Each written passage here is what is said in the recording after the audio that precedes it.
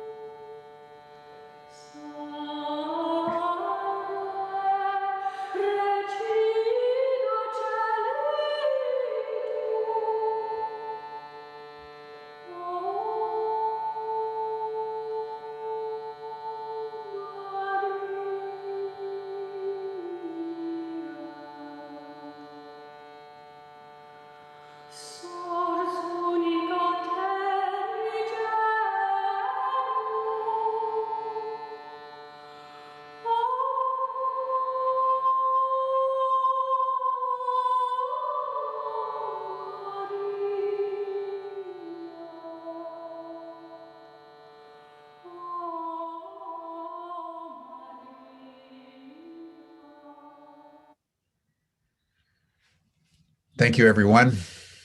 And now, with an open heart and a heart full of gratitude and love for each and every one of you joining our session today, it is my honor to introduce to you someone who I've known for many years. And she came to the university, which was then Wisdom University, about a dozen years ago or so, at a time when she was in deep grief at the loss of a son who met a very untimely death. And as she was processing that trauma and that grief, she made her way to our wisdom school. She just dove in with enthusiasm and a dynamism that astonished all of us. And I remember she was part of a pilgrimage we took to Turkey, to Konya in southern Turkey, on the occasion of the 800th anniversary of the birth of Jalaluddin Rumi, the great Persian mystic and poet. And on our way there, we stopped outside of Ephesus, saw the archaeological ruins of Ephesus, and there we visited the House of Mary, a small little stone house that's traditionally associated with Mary, the mother of Jesus, who went to Ephesus after the crucifixion and resurrection of Jesus, spent many years there. And we all went in very reverentially. And Joy had an experience there, Joy Carver, who I am pleased to introduce to you, that was an epiphany. And out of that deep experience and encounter with the mother, she wrote a doctoral dissertation that was an astonishing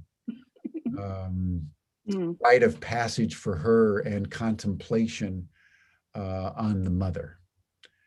She's a consultant. She's the founder of Carver Associates.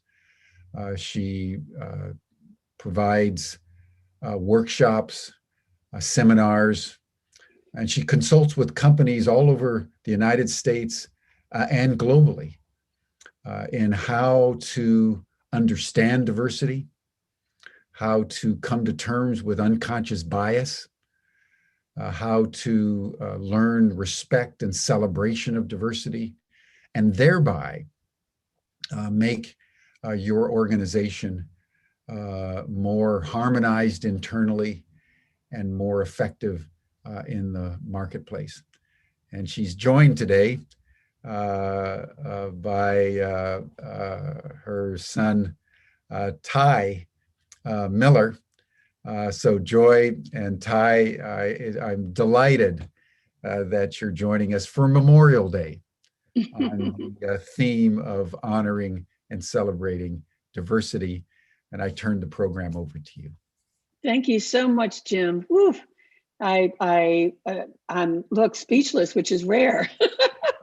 Introduction was surprising, but I'm very grateful. And I say namaste to everyone listening. I just want to make one quick correction. And I know it's odd because Ty had told me when people ask him, how did you get to work with Joy? He said, I'm working with my father's ex-wife. So talk about diversity. And I love him like a son. So yes. So Ty, you want to introduce yourself? Absolutely. So hello, everybody. And thank you, Jim, for having Dr. Joy and I here together. I want to say first, it's an honor to be here. I had the pleasure of meeting Jim Garrison through Dr. Joy back when I was in college. And he gave me the amazing opportunity to go out to an experience in Italy. I think it was Turin, Italy. And it was definitely an opportunity to expand my perspective of diversity and inclusion and humanity. And it was an amazing experience. But Damanhur, yes. In Damanhur. So I work with Dr. Joy as the Chief Operating Officer and also a facilitator and coach with her clients. And so I support her and also our clients around topics related to diversity and inclusion. Many of the things that we'll be sharing with you today, in addition, intercultural competence and unconscious bias, terms if you're not familiar with, we will give you an understanding today and how it really ties into the theme of being stronger together through diversity and inclusion. So with that, I'm going to pass it over to Dr. Joy so she can kick us off with the presentation. Perfect. And so you'll put the slides up in a minute? Yes. Perfect. All righty. So let's just begin with what I find what I find going on in the world today. My business is over my practice about 30 years, working all over the world in places like Pakistan, South Africa during apartheid. And my practice has been built on leadership training. You may know such topics as emotional intelligence, team building, conflict resolution. But since the death of George Floyd, the practice has taken a turn, and a much needed turn for me as well as everyone else, in terms of how do we create cultures where everyone can fully give all that they have? How do we make it safe? So this slide we have here, psychological safety. When I speak to a new client, I ask them where are they on their journey, their diversity, equity, and inclusion journey, because you enter the journey wherever you are. And I think it's very responsible to find out how safe it is for people, all people, to be able to say what it feels like for them. Make it safe for them to be authentic.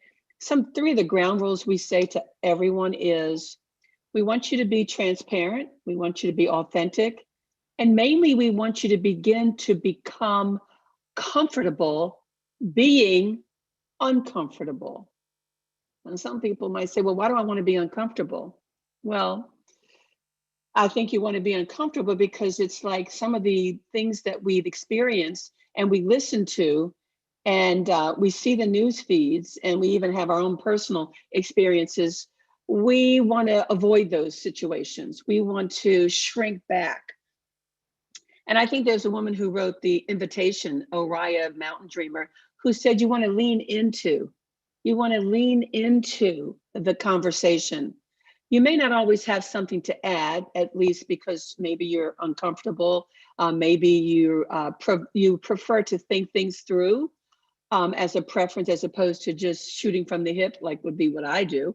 And so you want to be in organizations, communities, families, where we can all respect our right to see things the way we see them. And perhaps, might I say, open up to the vast possibility of learning and being and sharing and crying and laughing together. So what Amy says in this slide is psychological safety describes people's perceptions of consequences of taking risk in the workplace, in our communities, let me add in our families. People feel comfortable being and expressing themselves. It means when they don't feel that way, it means there's an absence of fear. But I would say in most situations, we have fear, which stands for false events appearing real. And yet we don't let the fear stop us. We don't let the fear stop us. We are courageous when we acknowledge that we do have fear most of the time. And yet we're going to walk through the fire. And to know that we're all walking through the fire together certainly makes it less lonely. Slide. So what Ty and I do to try to focus our clients and even people with whom we live and work on 3 paths. And by the way, we've added 3 more paths since we designed this. We tell clients there's a path that deals with diversity and equity and inclusion in a way that you see all the ways in which we are alike and all the ways in which we are different. And that may include things like thinking preferences. It would also include generational differences, how we want to be communicated with. So we look at some of the outer rings of this diversity wheel, which we will show you shortly. To me, that's a nice entry point. We've done quite a lot of work before the spotlight has been shown on all the inequities that people of color, Black and brown people, and others have experienced. Then Ty and I got very involved, at least many years ago, on the IDI, the Intercultural Development Inventory, which was designed by Neil Hammer. And this inventory is a way that you can understand your worldview around race. So this is a little deeper dive into how can we become interculturally competent. I'll tell you a little story to bring this particular path to light. I had the opportunity to work in Pakistan for USAID about 15 years ago. And being the kind of person that just jumps into things, I hadn't read the contract until I got home where it said danger pay. I would have still gone anyway, but my family and friends said, why would you want to go to Pakistan? And I said, well, they want me to teach some education, some leadership skills to the educational officials. So I'd been there for 2 weeks this November and was well received. And even though they didn't speak English, I had an interpreter, but they were very gracious. And I got a chance to come back for 30 days. And when it's in that 30 days, when I was driving around with my driver in places that were earthquake torn, meaning, no amenities, sleeping with coat, hat, boots, kerosene lamp. I think it was the kerosene lamp that got me when someone said, well, turn that off at 8 o'clock because people have known to burn up the place. And I was quite fearful. So I turned it off at 8. When I came down the next morning to meet with Zulfikar, my co-facilitator, tears were streaming down my face. And I didn't know quite what that was about, but the message I received from myself was, your life is no more important than a Pakistani's life. And this is before I was teaching unconscious bias. I was crying and I didn't know where that came from. I certainly wasn't aware that I thought that my life or an American's life was more precious, but clearly, unconsciously, I did. Thus, the epiphany, the whoa, I didn't know that was under there. So that was quite an experience. In terms of intercultural competence, I wanted to thank Zulfikar for his inviting me to his family's home on a Sunday and having a dinner on the floor with his children and his wife. And after about an hour, he introduced me as his American grandmother to his son. And I went, whoa, this is quick. Okay. And I went with it. So after the 4-hour stay with him and his family, when I'm being driven back to the hotel, I get outside and of course I am going to want to what? Think about it. I'm going to want to hug him. I want to thank him for opening his home up to me. And so mid-hug, I took a step back and put my hands back down, because clearly that's incompetence. That's cultural incompetence that I would want to hug him in broad daylight with armed guards behind us. And I backed away. I often tell that story because I believe we do things and we say things because we're ignorant about them. So in terms of thinking about diversity, equity, inclusion, for me, it's humbling to know that I don't know much of anything. I do know a few things about a few things based on my own journey, being a person of color, having ethnicities and backgrounds in white, English, Black, West Indian, and Native American Cherokee. So quite a mixture here, which allows me to be in this conversation in multiple ways. So I'm going to leave path 2, which we're going to go deeper into in a moment, and look at path 3, which I mentioned, the unconscious bias experience. But to notice that there's another third path, and there's a fourth path. People are asking us to design and deliver now courses that deal with anti-racism, gender fluidity, those kinds of things. So for now, let me slide. Yes, the first path. I think we did enough on that one. Let's move to the next one, please. Let's take a look at definitions. Oftentimes people want to know how to define it. I like to often ask people, how do you define it? Because there's no one set definition that is the truth, but rather multiple definitions. So the one that we're going to use on this call is diversity can be seen as a mix of attributes distinguishing a group of people in terms of their differences and their similarities. And this definition comes from the thought leader years ago, Dr. Roosevelt Thomas, whose own paradigm shifted over years and his many, many books that he wrote on the topic. We can identify inclusion as leveraging the differences and similarities to unlock our full potential to support organizational community objectives. And the part of the threesome here, D, E, and I, is really understanding the differences between equality and equity. We define equality is defined as treating each and every individual in the same manner, irrespective of needs and requirements. While equity can be defined as the quality of treating individuals fairly based on their needs and requirements, which would oftentimes be very different than the person next to them. So let's take a deeper dive into slide 1, path 1. We're going to look at outcomes for each of these paths. So you can see that the distinctions that we have when we're facilitating. And, you know, we're all facilitating still Zoom, virtual. It seems to work very well, at least when you're available to people after the conversation. But in path 1, you would understand diversity and inclusion, what's changed and why it's important.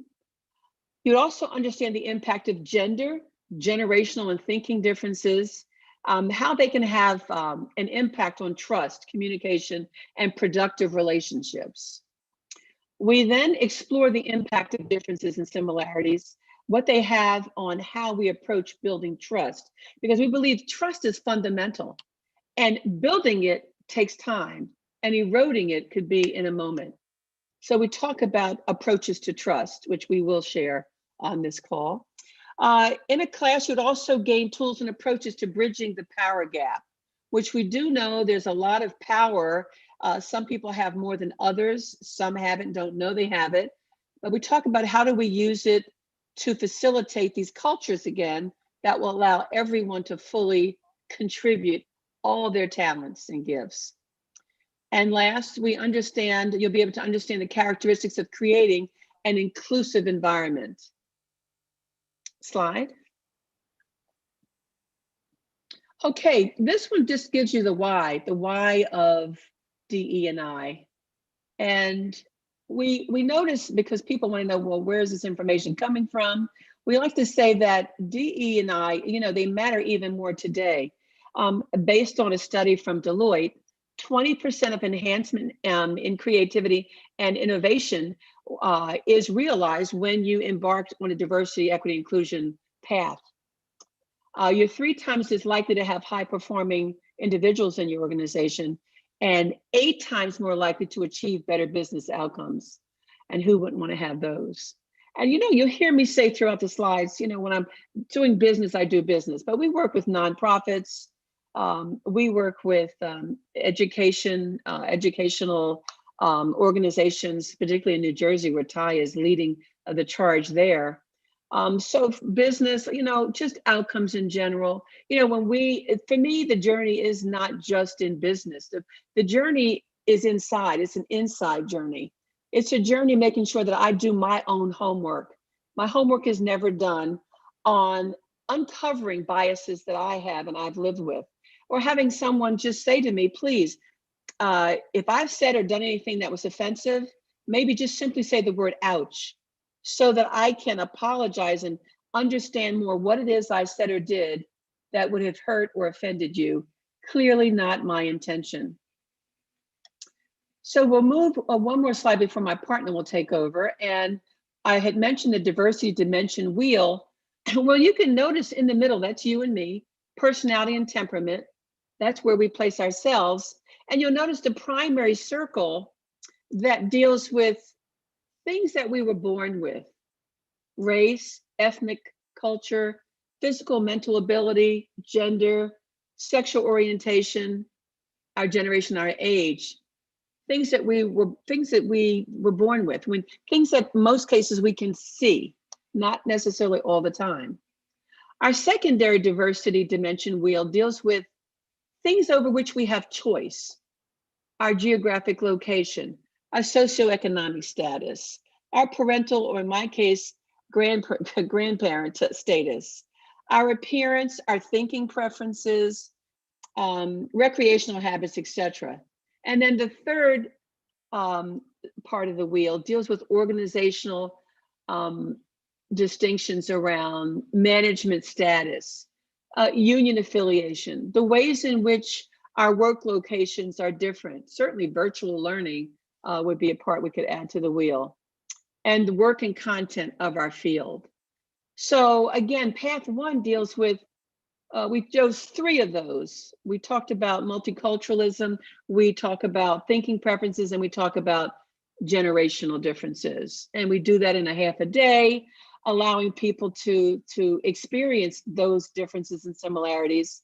I must say, in 2007, when we had a contract with a national communication company, we worked with 7,500 employees in 18 months, 4 hours, so 2 a day.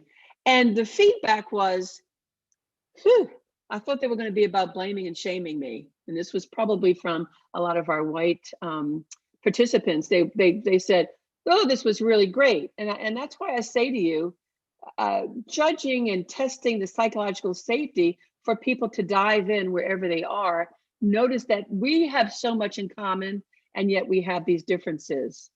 But like Jim was saying, I'm really concerned about what it is to be a human being.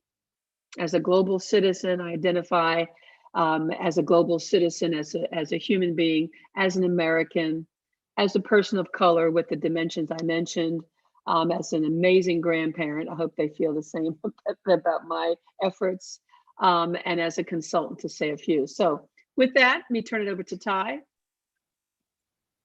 All right, thank you, Dr. Joy. So what we're going to share with you here is the power of using an employee or some type of viewpoint survey, whatever your organization, whatever the makeup of your organization might be, as it relates to diversity, equity, and inclusion. And so if you think about engagement in inclusion, creating a space of safety, it arises out of the perceptions of the people that you're engaging with, rather than making some assumptions. And so whatever your opportunity is, right, whatever your journey, wherever you're at in your journey, there is an opportunity to initiate some type of viewpoint survey to pretty much assess your culture. And so this is going to fully help you understand your people's experiences, their points of views, and their observations of engaging and working right within your organization, whether it be them as stakeholders or them being employees internally. And so some of the key things that are are really important here are, distinguishing between diversity, equity, and inclusion.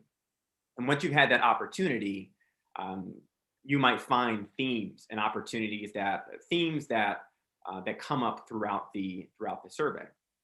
And beyond that, there's a chance to conduct focus groups. And in these focus groups, you can, let's say you have some themes that come up about, culture and climate, or there's something that comes up about leadership.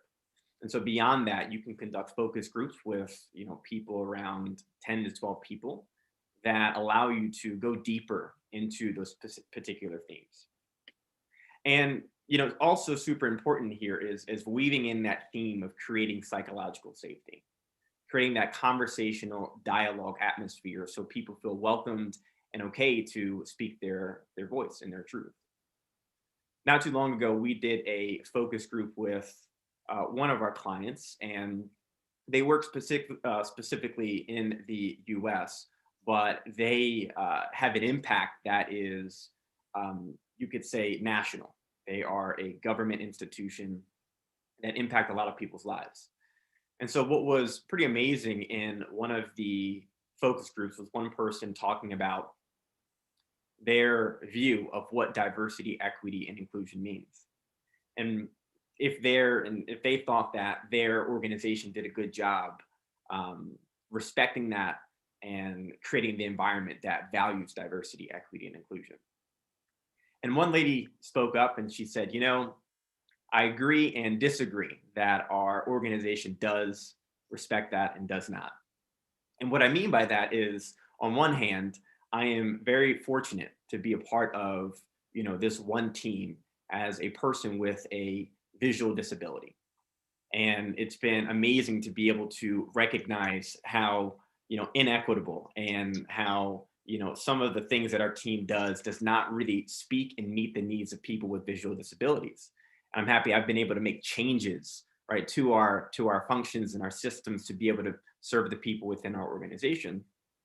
And at the same time, there are, many other elements and dimensions, like Dr. Joy talked about, of diversity, of disabilities that are not being recognized and valued, on our team. And I feel truly that we're missing out on meeting and speaking to the needs of other people with disabilities. So I think there's a greater opportunity to be more inclusive with other people. So just to summarize this is a tremendous, tool to be able to use in order to leverage the insights, the perspectives of the people that you engage with to make sure you're creating an environment that is supporting everyone involved. And so we also, on our website, we put out some resources, free resources to support people.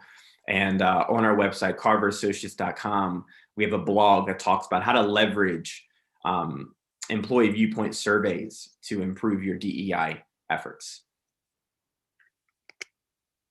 All right. So Dr. Joy, I'm passing it back over to you. Thank you, Ty. Great. So we wanted to give a little flavor of what paths 1, 2, and 3 would look like.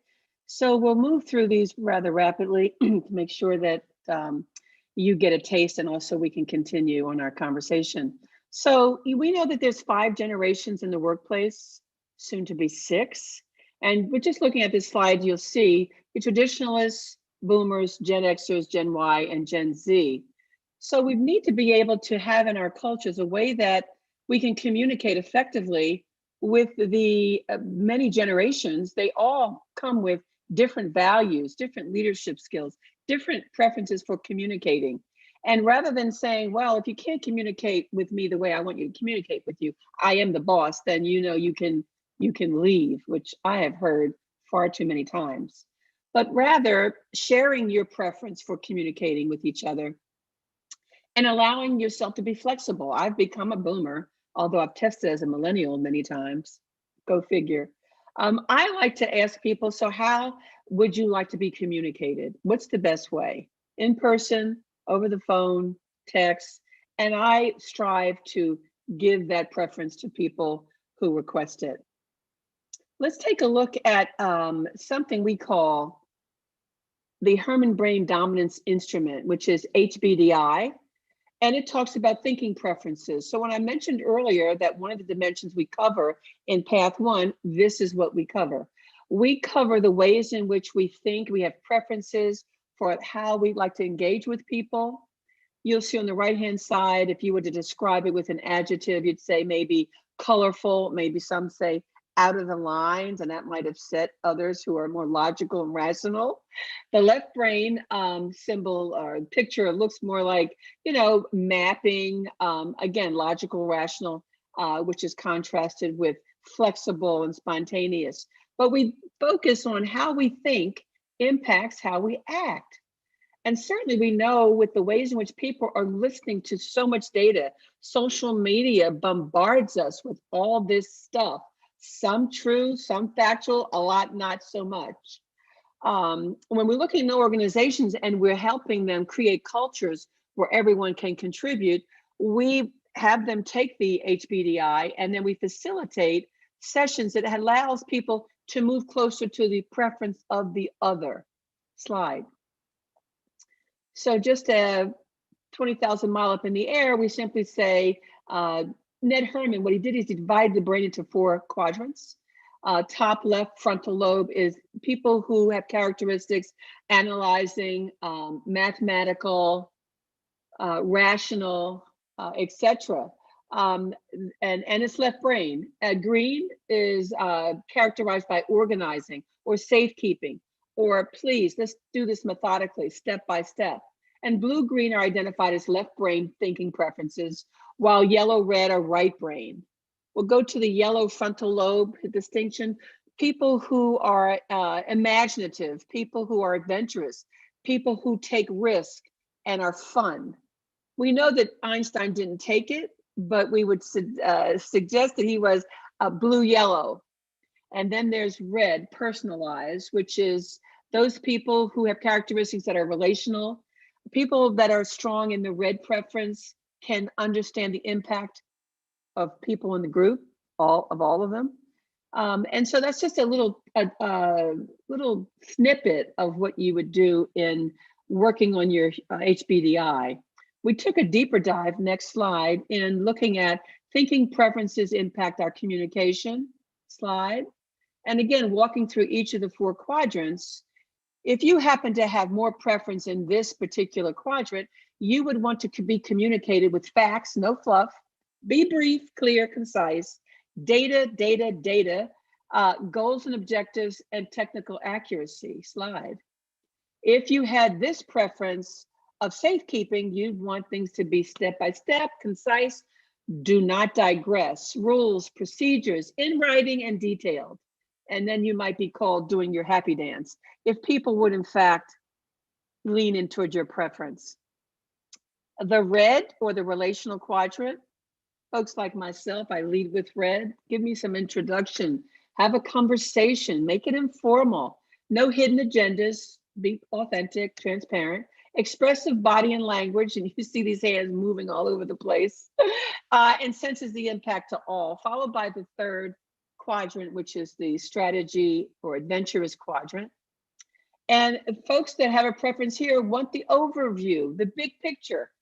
Don't give me the details. Let someone else do those. A conceptual framework.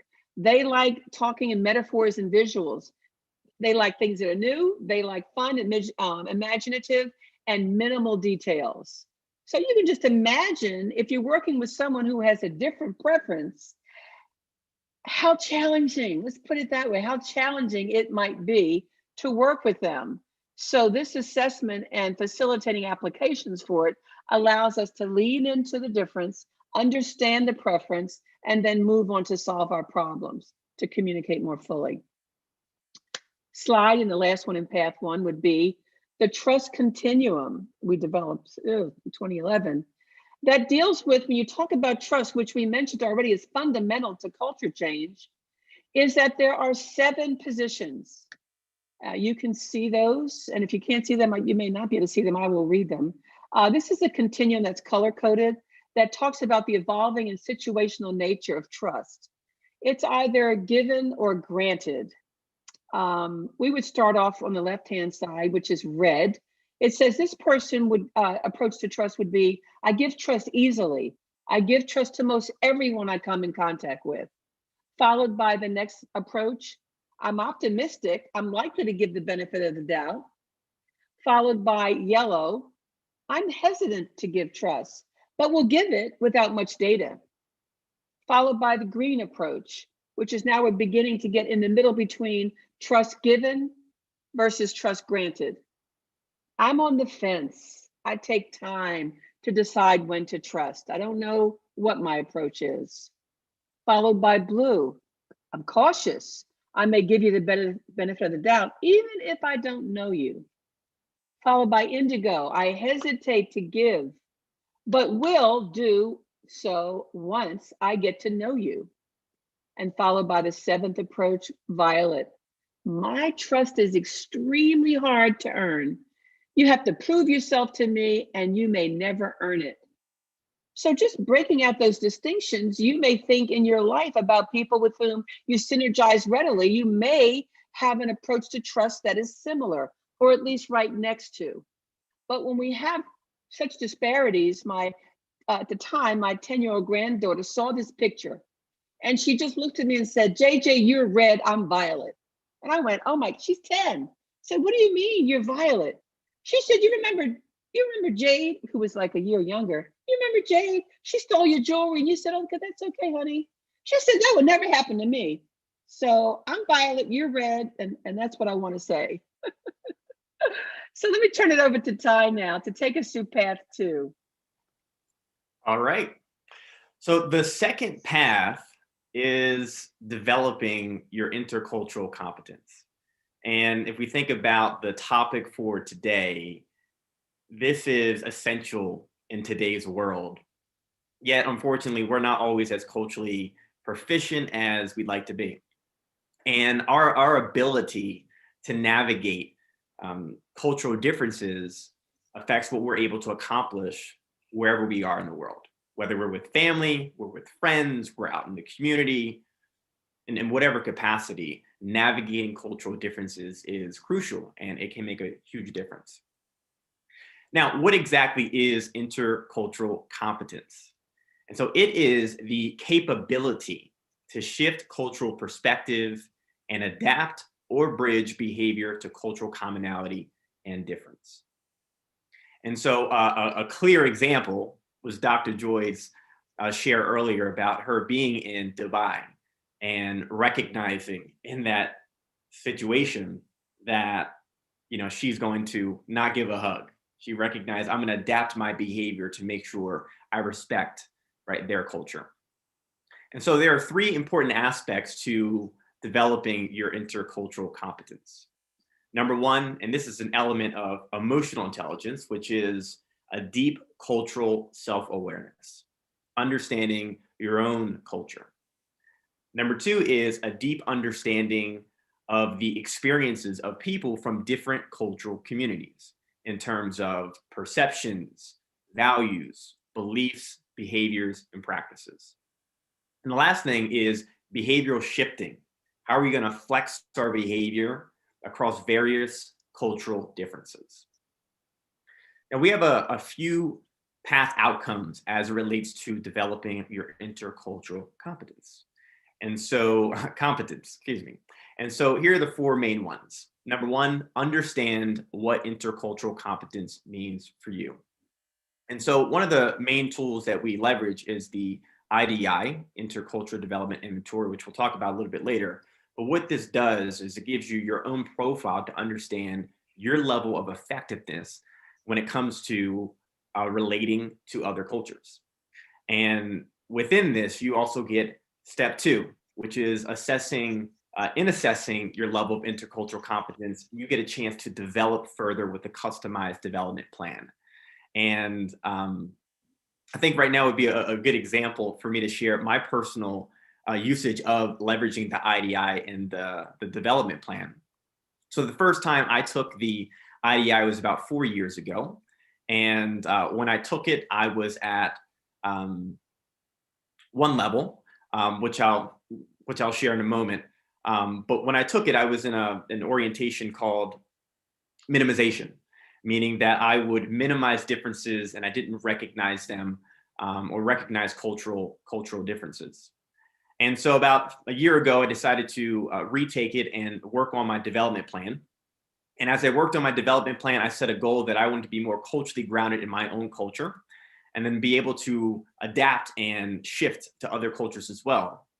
And in my process of working my development plan, I simply reflected every week on anything, culturally that happened throughout my week. And then I would take a free course online around intercultural competence. And so what was amazing was I was increasing my self-awareness of my culture and other cultures. And what that looked like was one time I was driving in a particular town. And as I was driving through the town, it was a poorer community. And I was driving in the town, and up walking were 3 or 4 Black people that looked a little bit, didn't look as clean. And I, as a reaction, locked my car door. And that's something I'd done before. I'm at an instance, years before, where my brother shared that happened to him and how frustrated he was. And I remember having shame in that moment, but never really able to understand where that shame came from. And so what was amazing was, out of that, working my development plan, I was able to create some self-awareness of this behavior that I've been demonstrating that wasn't necessarily in alignment with my own cultural values. And so that awareness has allowed me to be more culturally adaptive and recognize that's not a behavior I want to engage in, but there's just a greater opportunity there. So number 3 is to apply individual profile results to goals and engage in action planning, as I just shared with you. And lastly, learn how to build intercultural competence to achieve diversity and inclusion goals and outcomes. And that's more on an organizational level. And so with that, let's say with an organization, you can have certain individuals. Let's say you start with team leaders. Everyone has an opportunity to take the IDI, and then you have your group profile results. And then you can leverage those results to inform your diversity and inclusion goals and outcomes.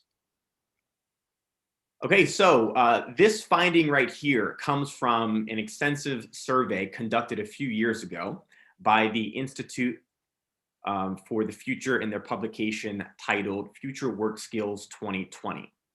And so what they found is that intercultural competence is a core competency for the 21st century. And the number 1 tool that we recommend is the IDI. So I mentioned before about, when I took the IDI, I was in one particular orientation. And for me, that was minimization. And so let me give you a full scope of the 5 core mindsets and behaviors of groups and individuals towards cultural differences that make a difference in how we work, educate, or provide leadership and serve others. So the first one is in denial. And denial is more of the paradigm where we have little recognition of more complex cultural differences. And so you might say things like, why learn more? Excuse me, I believe somebody's on. So why learn more about cultural differences? And they may express disinterest in or avoid acknowledging the role of cultural differences. And then we have polarization. And so in polarization, there is more of a judgmental orientation of us versus them. And then we have minimization. And this is when people highlight cultural commonalities that can mask deeper recognition of cultural differences. And this can take on 2 forms: from the dominant culture, and they may respond by discussing how they don't really see themselves as having a culture, or from the non-dominant culture, where they may respond by discussing how they use minimization as a strategy to go along to get along. And then moving to acceptance, this is when someone recognizes there's a cultural, difference and commonality in my own culture and also someone else's. So in action, that might look like someone expressing curiosity and interest in other cultures. And the last one being adaptability, which is your ability to shift your perspective and your behavior to the context of the cultural situation. So you may be looking to figure out, how can we effectively bridge the differences? All right. And so the last thing we'll cover around this is just some common elements around minimization. And we're sharing this with you because minimization is the most common orientation of people that take the IDI. And there's been over 216,000 individuals that have gone through the IDI, and 70% of folks fall within this mindset. And so just some of the core characteristics, number one is an overemphasis on commonality, meaning that they will typically minimize differences and avoid stereotypes. The common things that you might hear is that, deep down, we are all the same. There's a primary emotional and cognitive approach of being accepting and tolerant. And then if you think about the organizational impact of individuals that have the minimization type of mindset, they may hire for difference, onboard for similarity due to an emphasis on comfort and fit within the dominant culture. But what happens is this can lead to recruitment and poor retention. And a couple more, perception of best practice, use of expert data that accesses generally accepted dominant cultural standards. And then primary development learning tasks. So when you take the IDI, you'll see there are some opportunities for development for you. And so from the dominant culture, managing feelings of guilt, emotional discomfort, and anxiety in dealing head on with issues. And then for non-dominant culture, regrounding in our own identity and cultural self-awareness. And a key development question for someone within minimization is, how do I learn to see what I currently don't see? All right, passing it back over to you, Dr. Joy, to take on unconscious. Thank you, Ty. Third path of many to follow would take a look at unconscious bias. So we want to first of all define unconscious bias, as we did the other paths. Unconscious bias, also called implicit bias, is quick judgment about other people that take place on the subconscious level. Often we're not even aware we're making these judgments at all. And we know that, just to say, you can look at Harvard's IAT, implicit bias test, and they have at least 15 of them where you can take it in 15 minutes and just see, where you fare, what you need to pay attention to. Unconscious bias arises from the brain's capacity problem. We take in 11 million pieces of information each second. Wow. However, we can only consciously process about 40 of those bits. So to handle the gap, our brain builds shortcuts and to make sense of this information. Experts predict that unconscious biases end up driving 99% of our thinking and behaviors. For me, it's like always check yourself, check with people around you, because we're going to get, I know I get in a lot of mishaps, if you will, not pausing and remembering what I'm saying or what the point is anyway, and also asking others if they understood, and ask them if they feel that they were understood by me. The brain is just that fast of a mechanism. Slide. We'll talk about the, in this particular path, understand what unconscious biases are and where they come from. Understand the impact bias can have in the workplace, in the communities, in the family. Gain awareness of personal preferences and biases, and become more aware, more conscious, if you will, and adjust to help mitigate these biases. We also love to add some of these statistics from our research that deals with the costs of bias in US companies. First is, companies are 3 times more likely to be disengaged at work when they perceive biases. These are our employees. They're also 3 times more likely to say they are planning to leave within a year. That's a big loss on revenue to companies. And they're 2.6 times more likely to say that they have withheld ideas and solutions over the past 6 months.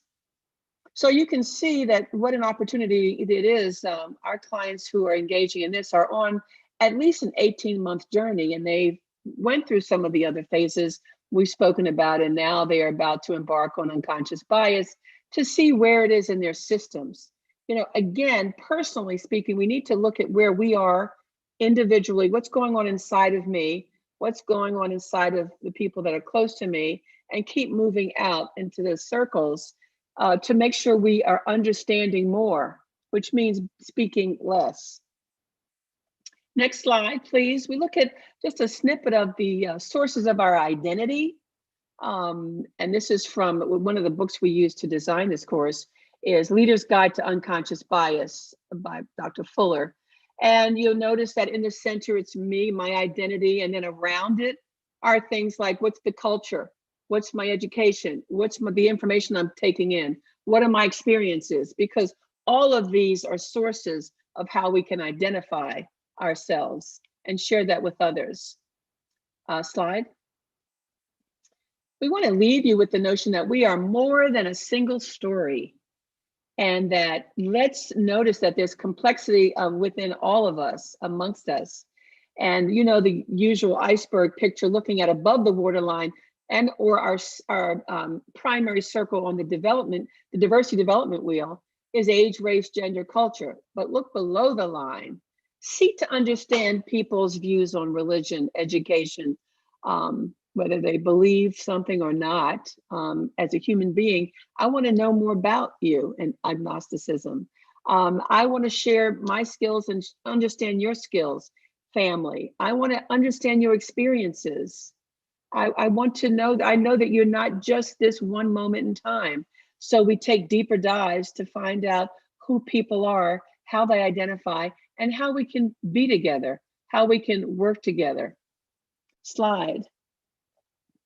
I don't remember who said this, but I love it a lot. To just notice in terms of the way that we see the world, our mental models, we think we see the world as it is, when in fact, we see the world as we are. Nice little phrase to end on and ponder at your leisure.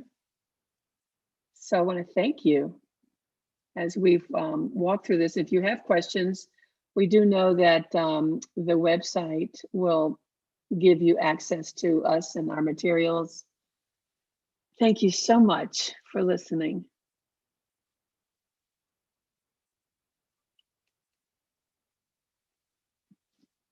Jim?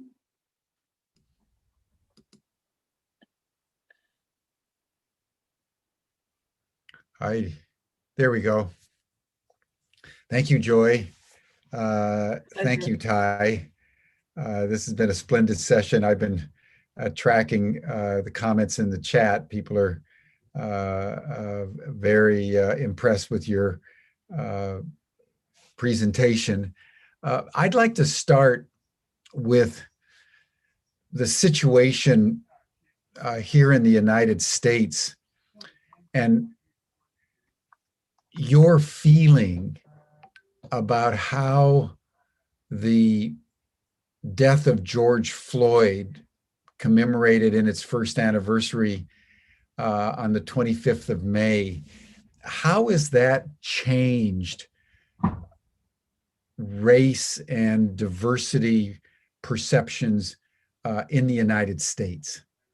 Because there's been a huge upheaval over the last year, where Black Lives Matter, race relations generally have been accentuated all over the country, and in fact, all over the world as we've traversed through the pandemic. So given what you both know and understand about these matters as people of color, what's your analysis of where we are culturally along these matters? That's a big question. Some of my first thoughts are when he was murdered. As a person of color, it hit me so deeply. At the same time, to me, it's nothing new. It's nothing new. I raised two Black boys to men, and I remember, I don't know where I got the thought, but I was saying to myself, if I can only get them to live to the age of 25. I mean, it was always something that's always in my mind, in my heart. In fact, I know there's a woman, I can't quote her name right now, but she has done a study on the psychological impact of being born Black. I mean, you can see things, but you don't feel, it's internalized depression, the ways in which we've had to fit in, all of that energy, while just simply living your life and going to school and having a family, there's this other incredible dynamic that is unconscious in most people. The amount of energy taken to keep the frustration and the anger and the pain at bay. I can best say it this way, Jim, and I can certainly make sure that you get this for the website. This was sent to me October 23rd, 2020. Black Lives Matter. If you don't really get all the Black Lives Matter stuff, please read this. 400 years ago, white people enslaved Black people and sold them and treated them as less than human. For 250 years, while white men built the country and created its laws and its systems of government, while 10 to 15 generations of white families got to grow and flourish and make choices that could make their lives better. 150 years ago, white people freed Black people from slavery. But then angry white people created laws that made it impossible for them to vote. Now that sounds pretty familiar, right? Or to own land, or to have the same rights as white people, and even erected monuments glorifying people who actively had fought to keep them enslaved.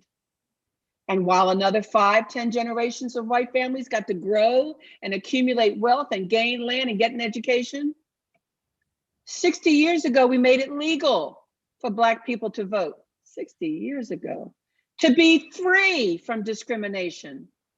But angry white people still fought to keep schools segregated and closed off neighborhoods to white people only, and made it harder for Black people to get bank loans or get quality education or healthcare, or to marry a white person, all while another 2 to 3 generations of white families got to grow and pass their wealth down to their children and their children's children. Present day. And then we entered an age where we had the technology to make public the things that were already happening in private: the beatings, the stop and frisk laws, the unequal distribution of justice, the police brutality. In the South, police began as slave patrols designed to catch runaway slaves. And only now, after 400 plus years and 20 generations of a white head start, are we starting to truly have a dialogue about what it means to be Black.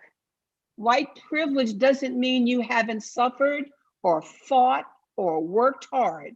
It doesn't mean white people are responsible for the sins of their ancestors. It doesn't mean you can't be proud of who you are. It does mean that we need to acknowledge that the system our ancestors created is built for white people. It does mean that Black people are treated at a disadvantage because of the color of their skin. It does mean that we owe it to our neighbors of all colors to acknowledge that and work to make our world more equitable, because Black Lives Matter. That's the best answer I can give you, because it's always been happening, but we couldn't see it. My granddaughter, who looks white, multiracial family, she said to me when she was 10 last year, she said, JJ, what do you believe in Black Lives Matter? And I said, baby, I believe all lives matter and Black Lives Matter. And she got it. She said, we're not saying someone else doesn't matter. We're saying everybody matters. And because Blacks have not mattered, thus the slogan. And I really wish I had had that before the slogan came out. Can you imagine people understanding more deeply what it means? It's not exclusionary, it's inclusion. And standing up and saying, I am somebody. Yeah. Yeah. A little passion there. Beautifully put. Beautifully put. Ty, what would be your comment? I would echo what Dr. Joy said, specifically around the fact that we live in a country that's built on systemic racism. And I feel like what happened with George Floyd is creating an opportunity for self-reflection and awareness. Now, I had a pretty interesting scenario or situation happen to me back in high school, and it came back full circle right around when the George Floyd incident happened. So I went to a predominantly white Catholic school in high school. And in one of my junior years, I was sitting at lunch with my classmates, and there was one student, I'm gonna call him Bob, and Bob was blatantly racist. He would say the N word. Me growing up in my neighborhood, predominantly white, I didn't necessarily know how to navigate all of that. And so most of my junior year, I did not say much. But then one year I got fed up and frustrated, and I stood up and I threw my mayonnaise on him.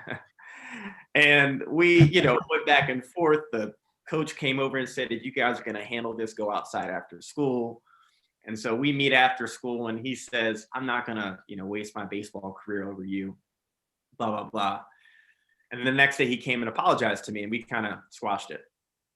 Now, at first thought, you might think this kid is blatantly a racist. He's just not wired the right way. But what's interesting is last year, this might have been October or November. I logged back into LinkedIn, which I had not been on for a while. And I see a bunch of messages, and I see one from this old classmate of mine. And I open it up, and he has a novel of a message. And long story, just to summarize, he pretty much said, Ty, I am so ashamed of my behavior, and how I was back in high school. And I just want to let you know that it's been on my heart for all these years. And I just want you to know I'm deeply sorry for the way that I behaved and how I was as an individual. Mm-hmm. If you don't want to forgive me, I understand, but I just want you to know I'm really sorry. Now, what's fascinating now is that he's married to a Latino woman who's about my complexion, and he has a family.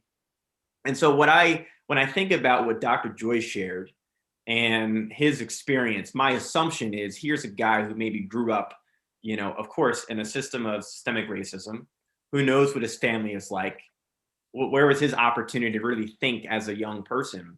But something happened to him, right? He obviously did his own work to recognize, this is not the way that I want to be, and so, I think I think what happened, it just created an awareness of two things, an awareness that this is the country that, we live in and how it's built, but also there's an opportunity for doing our own work, because just being aware of it is not enough. We got to do our own work, peel back the onion and see, what happened to us growing up.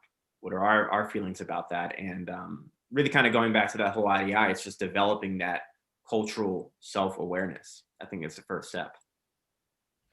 Well, let's dive into this a moment if we could, because what both of you are indicating is that racism is not individual prejudices manifested in an otherwise normal system.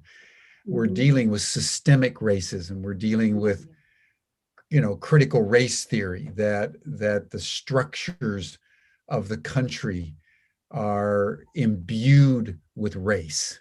Yeah. And so that, one of the instruments of racism within the last 50 years, particularly, after Reagan and Nixon with their Southern strategy, making the law so-called colorblind. Yeah.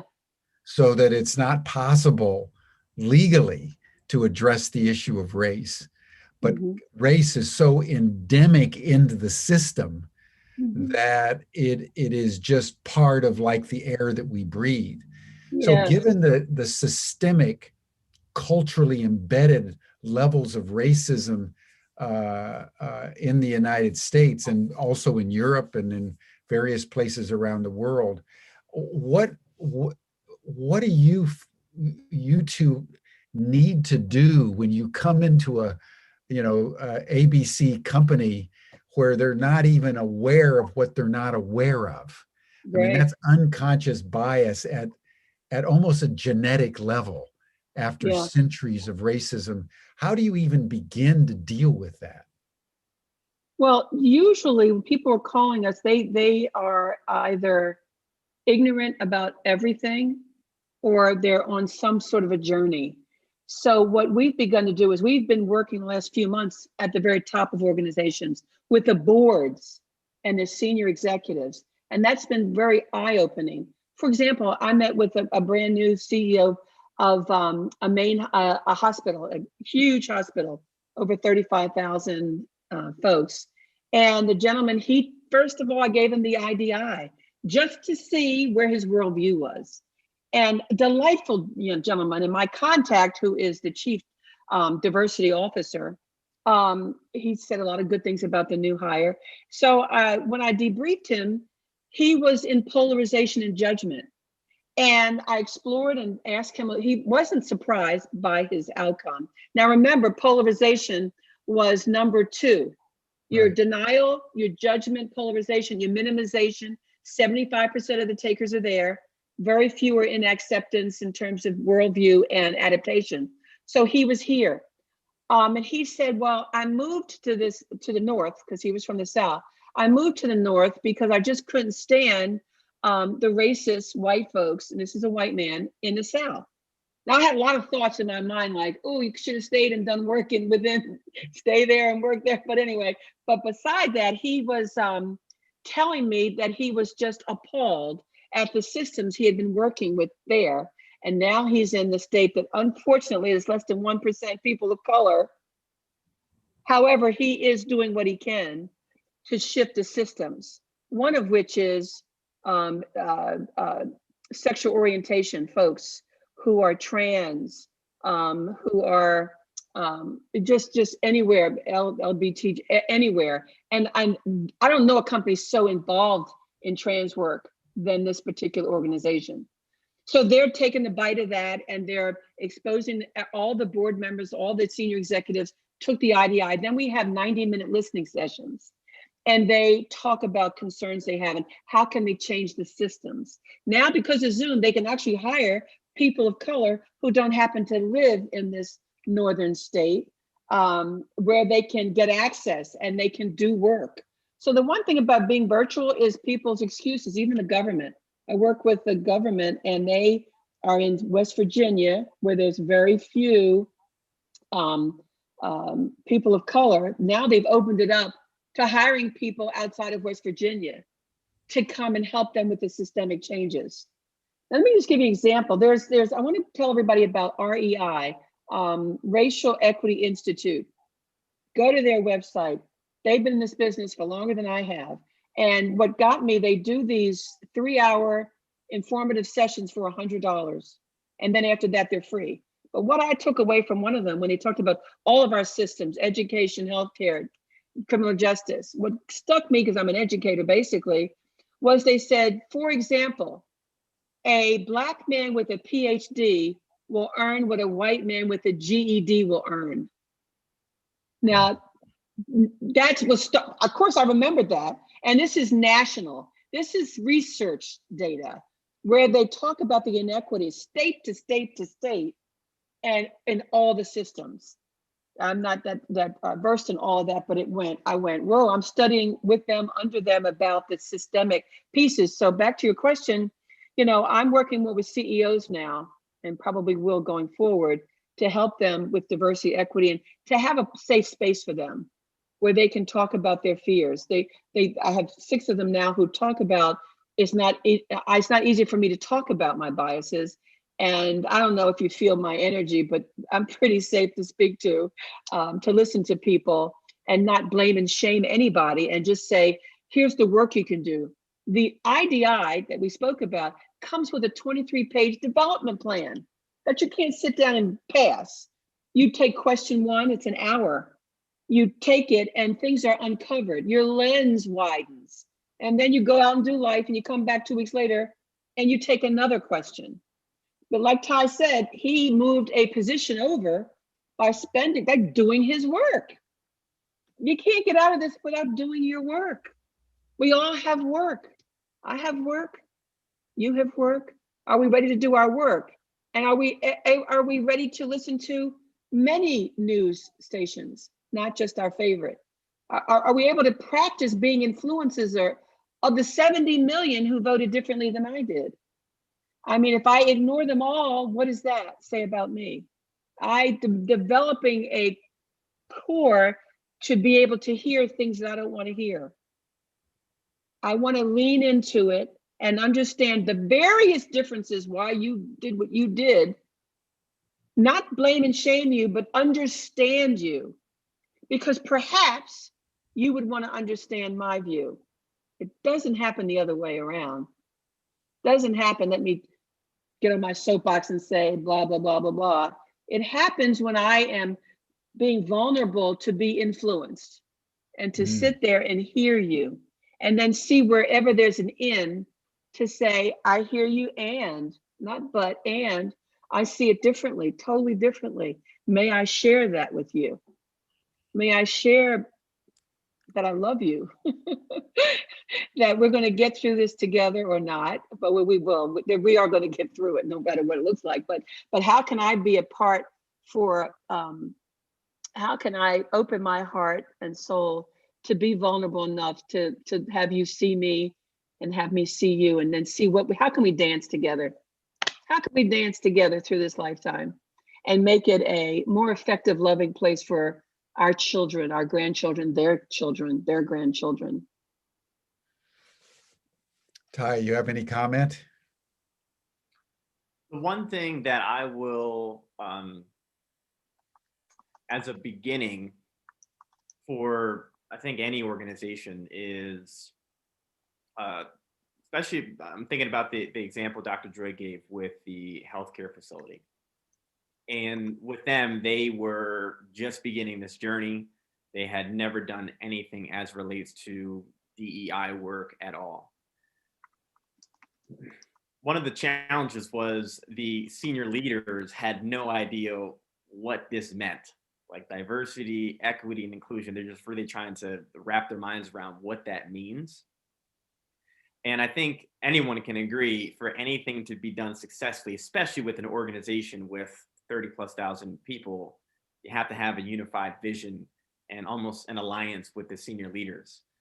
And what was amazing was that we did a session with the senior leaders around what this work means for them, for their organization, for their stakeholders. What we decided to do was we decided to ask some of their senior leaders to share a personal testimonial video of what diversity, equity, and inclusion, like what this work means for them. And what was amazing was one particular executive shooting a video. It was on a Saturday. She was a woman, and she starts off the video saying, I am sharing this story, shooting this video naked, vulnerable, and she bent without any makeup on. And there's a Harvard graduate, and she starts talking about her reason why. And it came from her being younger, with her younger sister being on the bus, and her sister was deaf and used to get picked on and bullied. And she never stood up for her younger sister. And she's carried this shame all these years for not being a voice for her sister. And for her, she said, this work is about giving voice to people that do not have a voice. And so what was so amazing about that was it created this space where other senior leaders came on and said, I've never had an opportunity to get a chance to learn about my colleagues in this type of forum. We've been working for years together, but there's just elements and things that we do not know about one another.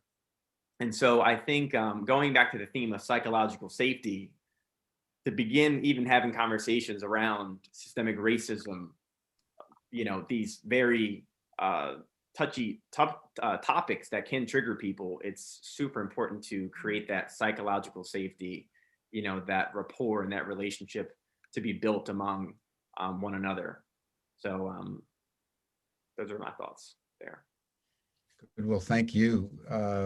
Now, as we close, Joy, why don't you just say something about Carver and Associates and how people can get a hold of you if anybody knows any organizations that need this kind of enlightenment. Just say a little bit more about what you do. Right. I think to get away from the usual website speak, I long to work with people who don't want to work with me. I mean, I got a lot of the people who are already like woke. I love to go with people who are struggling so that I can be a container for the struggle, and to hear them say whatever they say and hear it and then respond. So anyway, so I did put in the chat room, carverassociates.com. Will allow you to see what our offers are. But even beyond that, I think I created the whole notion of listening sessions when the pandemic started. When people said, we want a course, we want a course. I've been doing courses my whole life. I went, I just want to be with you. I just want to be with you for 60 or 90 minutes. I want to see your faces, and I want to see what keeps you up at night. And I don't have an answer for everything, but you will be listened to. And those are seeming to be the most organic ways in which we can be fully human, not like a Dr. Joy or head of a company, but just as a human being walking this journey together, crying, laughing, and without any preconceived, what are we going to do? Or what are we going to say? Just say, I have nothing to say. The whole notion of the ouch word, I saw the chat, the whole notion of ouch, I learned somewhere, where you can teach the culture when something happens, say ouch, and then, but the culture knows about the word. And you can say, can we meet at lunch and talk about that? Like, let's not rush it. But the ouch is an indicator, a quick shorthand that something has happened. And I don't need to bury it. I'd like to explore it with you, because it may be my projection. It doesn't have to be really what your intention was. People don't see intentions. They hear words and they see behavior. So reveal your intentions. Many of us who have children who've grown up, you don't think that when they were teenagers and you said no a lot, that they thought, my dad's intention was to be the best father ever. They saw what they saw and they heard what they heard. So revealing your intentions. And so one more thing I'm thinking about as register now. Here we are. A big screen came on. Is working with CEOs. I have people like Ty and a lot of others who, anybody on the call wants to work with me, I'm open. Add yourself to the website, because there are more of us who want to do work and do what we can do. And I think all of us can be on a call and tell our truth. Doesn't mean it's the truth, but let's tell our stories. Let's be spider webs and connect and make these connections. In Kenya, shout out to Kenya, and all the other places in the world that may not have access to something as amazing as Humanity Rising. Don't you just love your title? I love it.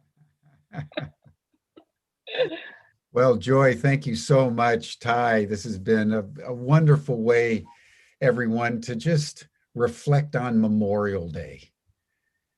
If we take nothing from this particular Memorial Day, but that we need to enhance our capacity for honoring and respecting and celebrating diversity, it would have been a Memorial Day well experienced. So I want to thank both of you for joining us today. It's been really important, particularly in a time of George Floyd, whose death, rocked the world for very important reasons. I think the world was awoken to race in a way that it's never been before, as we saw publicly, as you pointed out, Joy, at the beginning, what has been done privately for Mhm. centuries, Yes. but Yes. in a way that quickened the conscience of the United States and the world. So